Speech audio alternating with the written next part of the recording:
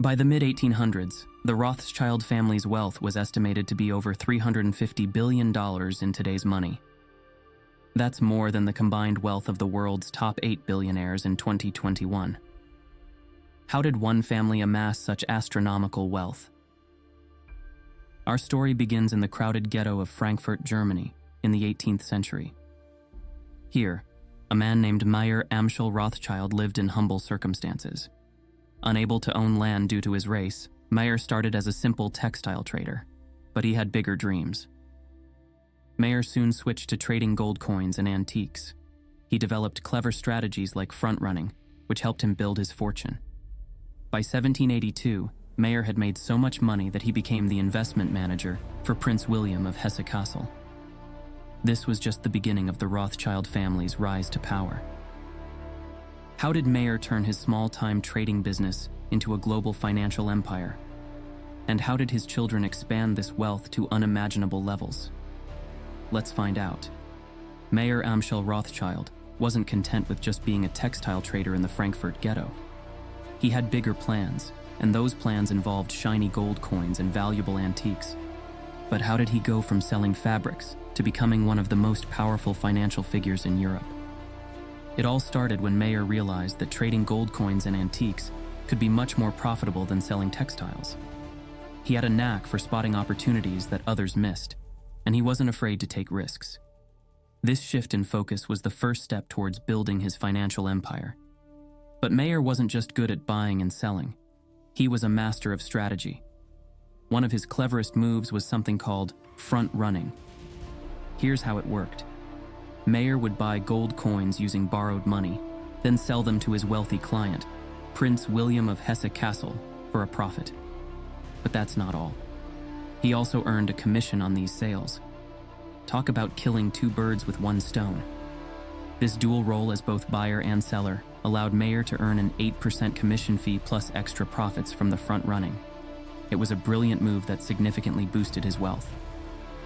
By 1782, Mayer had made so much money that Prince William appointed him as his personal investment manager. This was a huge deal. It meant Mayer was now rubbing shoulders with the elite of Europe.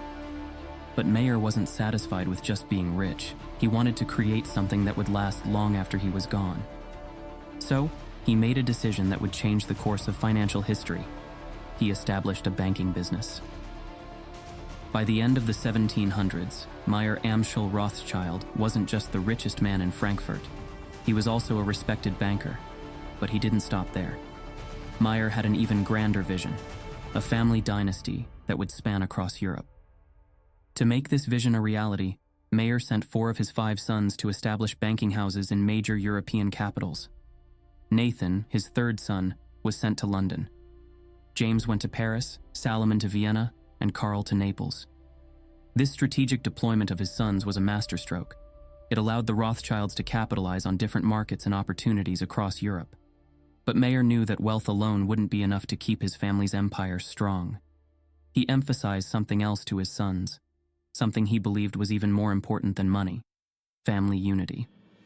He urged his sons to prioritize their bond above all else, believing that this unity was the key to the long-term success of the Rothschild dynasty. Mayer's vision extended far beyond his own lifetime.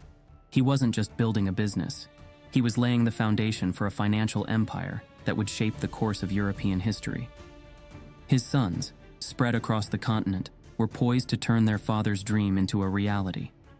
But how would they fare in the competitive world of European finance? And how would Nathan, sent to the bustling financial hub of London, play his part in expanding the Rothschild empire? While Mayer Amschel Rothschild laid the groundwork for his family's success, it was his 3rd son, Nathan, who would truly catapult the Rothschild name into the stratosphere of wealth and influence. How did this young man, sent to London with a modest investment, become the richest person in the world? Nathan's journey began with a €20,000 investment from his father, a sum that might seem impressive, but was actually quite modest compared to the fortunes of established London businessmen. But Nathan had something that money couldn't buy: an eye for opportunity and the courage to seize it. He arrived in London at a time when the textile industry was booming. Nathan didn't just dip his toes in the water, he dove in headfirst. He set up a business that covered every aspect of textile production, from raw materials to dyeing to manufacturing. This clever strategy allowed him to pocket profits at every stage of the process. But Nathan wasn't content with just being a successful textile merchant. He had bigger plans, and those plans involved some rather creative business practices. Nathan became a master of smuggling, using his connections and sharp judgment to move goods like textiles and precious metals across borders. This risky but lucrative operation helped boost his profits even further. By 1808, just a few years after starting his London enterprise, Nathan's sales had skyrocketed to $800,000. But the real turning point in Nathan's career came with the outbreak of the Napoleonic Wars. While others saw chaos and uncertainty, Nathan saw opportunity. The British government desperately needed funds to support their war efforts, and Nathan was more than happy to oblige. He began organizing shipments of gold bullion and arranging loans for the government. This wasn't just good business, it was nation building on a grand scale. Nathan's ability to see the big picture was truly remarkable. At one point, he purchased $800,000 worth of gold from the East India Company, anticipating that the Duke of Wellington would soon need it for his military campaigns. Talk about thinking ahead. But Nathan's genius didn't stop there. He revolutionized banking practices, charging high fees for currency exchange. This might not sound exciting, but in the world of finance, it was groundbreaking. The Rothschilds became some of the first successful forex traders, using private carriers to stay ahead of their competitors and maximize their profits during the wars. All of these smart moves added up. By the end of the Napoleonic Wars, Nathan Rothschild wasn't just wealthy, he was the richest man in the world. His banking operations had become so crucial to the British economy that he was practically holding up the entire financial system single-handedly. From a modest investment to unimaginable wealth, Nathan Rothschild's rise in London was nothing short of spectacular. He had taken his father's vision and expanded it beyond anyone's wildest dreams. But Nathan's triumph wasn't just about personal gain. It was about establishing the Rothschild family as a true financial powerhouse, one that would shape the course of history for generations to come. Nathan Rothschild's success in London was just one piece of a much larger puzzle. While he was busy revolutionizing banking in England, his brothers were hard at work across Europe. But how did this family of bankers, spread across different countries, manage to work together so effectively? The answer lies in Mayor Amschel Rothschild's final piece of advice to his sons: put family unity first and above all. This wasn't just a sentimental plea from a dying father. It was a business strategy that would change the face of European finance. Mayer's master plan involved sending 4 of his 5 sons to major European capitals. Nathan went to London, as we know. But James headed to Paris, Salomon to Vienna, and Karl to Naples. Each son was tasked with establishing a banking house in their new city. This wasn't just about expanding the family business. It was about creating a powerful financial network that spanned the continent. The Rothschild brothers didn't just set up individual banks. They created a sophisticated system of communication and cooperation that gave them a huge advantage over their competitors. They used a network of agents, shippers, and couriers to move gold and information across Europe faster than anyone else. This network allowed the Rothschilds to do something that no one else could. They could facilitate currency exchange and finance wars on a massive scale. During the Napoleonic Wars, for example, the Rothschilds used their network to provide financial support to various European powers. They weren't just bankers anymore. They were kingmakers. But the Rothschilds didn't stop at war financing. They also became some of the earliest successful forex traders. They understood 2 key principles: information is everything and speed is king. Their network of agents and couriers allowed them to get information faster than anyone else, and they used this advantage to make huge profits in the foreign exchange market. How profitable was this? Well, the Rothschilds sometimes charged fees as high as 8% for currency exchange services. In today's terms, that would be like charging $80 to exchange $1,000. And people paid it because the Rothschilds could do what no one else could. The Rothschild family's approach to banking wasn't limited to traditional services. They also invested in new industries like railroads and metallurgy. This diversification helped them expand their influence and financial reach even further. By working together, the Rothschild brothers created something much more powerful than 5 separate banks. They created a financial empire that could move money and information across Europe with unprecedented speed and efficiency. This network gave them a unique competitive advantage, especially during times of conflict when quick, reliable financial services were in high demand. The Rothschild family's unity and their sophisticated financial network allowed them to capitalize on opportunities that others couldn't even see. They weren't just reacting to events, they were shaping them. And as their influence grew, so did their wealth. The Rothschild family was no longer just rich. They were becoming the wealthiest and most influential family in the world. The Rothschild family's network was impressive, but just how wealthy and influential did they become? By the mid-1800s, the Rothschilds had amassed a fortune that would make even today's billionaires look like small-time players. Let's put their wealth into perspective. In the 1850s, the Rothschild family's fortune was estimated at $350 billion in today's money. That's more than the combined wealth of Jeff Bezos, Elon Musk, and Bill Gates. But unlike modern billionaires who often focus on a single industry, the Rothschilds spread their influence across multiple sectors. They didn't just stick to banking. The Rothschilds were smart enough to see where the future was heading. They poured money into railroads and metallurgy, 2 industries that were about to change the world. This wasn't just about making more money, it was about shaping the future of Europe. The family's investments in railroads were huge. In the early 1800s, they funded major railway projects across Europe. But they didn't just provide the money. They got clever about it. The Rothschilds made big profits from commissions and trading railroad bonds and stocks. They weren't just investors, they were market makers. But the Rothschilds' influence went way beyond business. They played a big role in European politics and wars.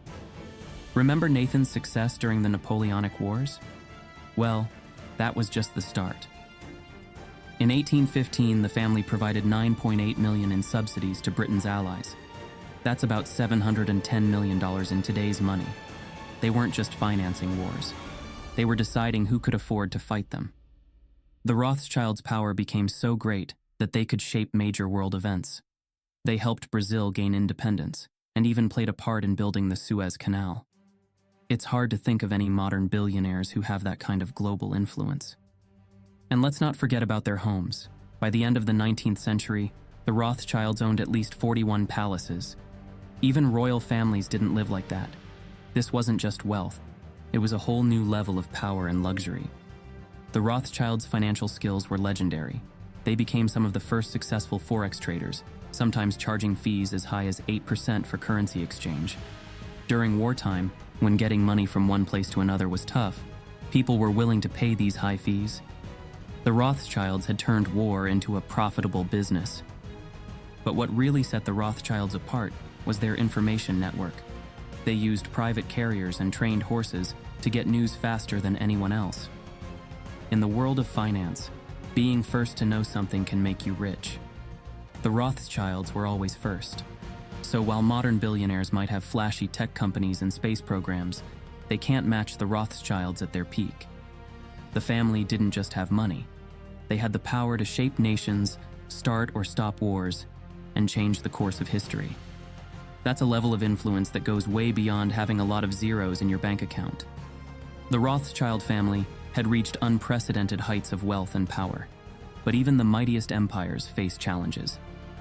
How did this financial dynasty weather the storms of history? The French Revolution shook Europe to its core, and the Rothschilds weren't immune. Their Paris banking operations nearly went under during this tumultuous time. The London branch had to step in and bail out their French cousins.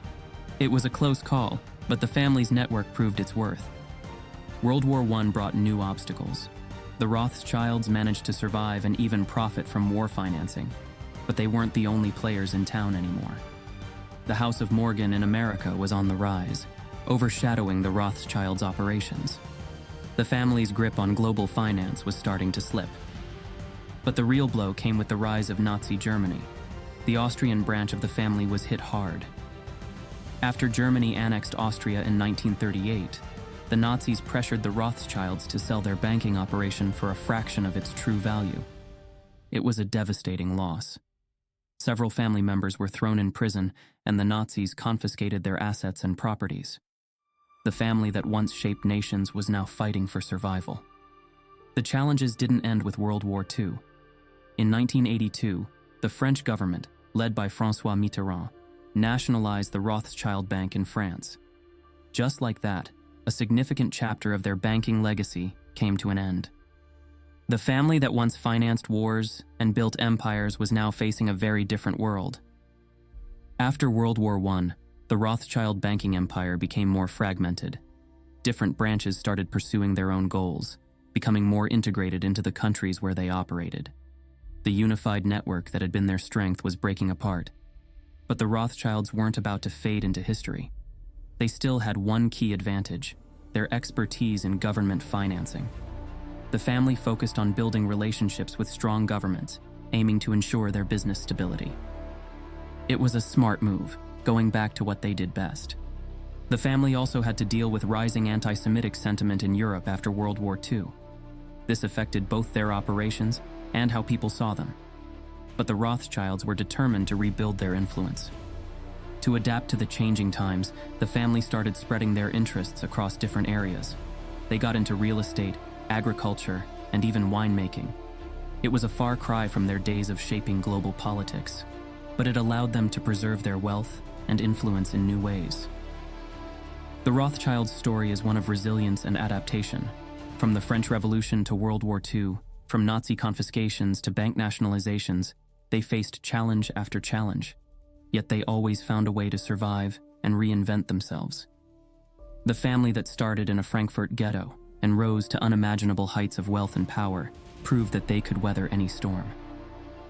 Their empire may have changed, but the Rothschild name lived on. The Rothschild family may not be as powerful as they once were, but their legacy lives on. Today, they're still involved in banking, but on a much smaller scale.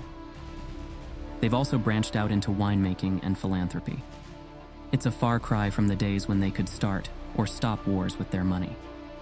So how do they compare to their historical peak? Well, their influence has definitely decreased.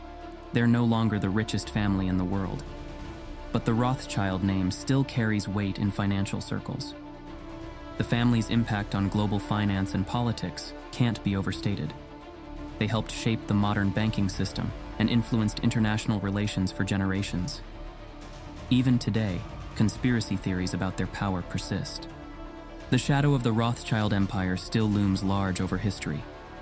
They may not rule the world anymore, but their story remains a fascinating tale of wealth, power, and adaptation.